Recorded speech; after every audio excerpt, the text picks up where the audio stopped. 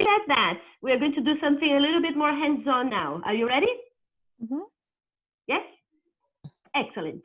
So we're going to talk a little bit about the difference between teaching general English and exam classes. So as I said, for the exam, the students, they should be more or less at the level of the exam that they're taking.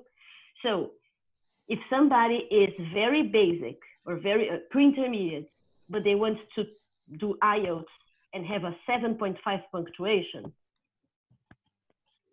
no, they don't need exam classes. They need general English first to get closer to the level and then do the exam classes. But if you have students that are more or less at the level that they need and they need to sit the exam, the most important thing is to be familiarized with what they need to prepare for, or the exam papers, the exam activities. So we are going to do one together.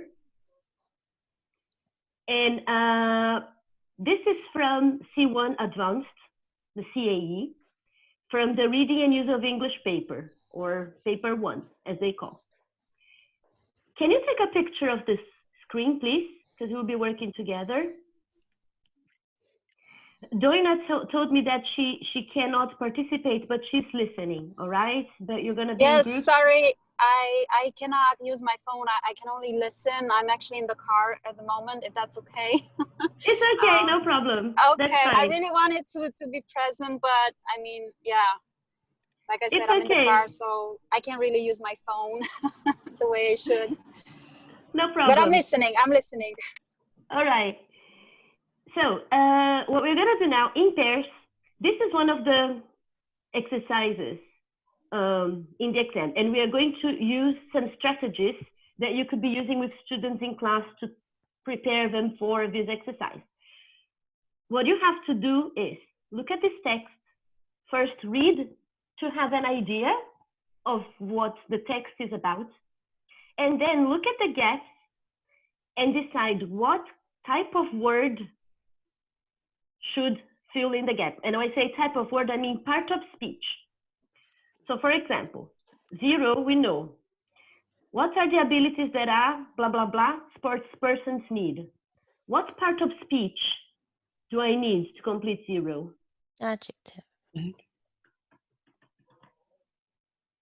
Is there any other possibility other than an adjective?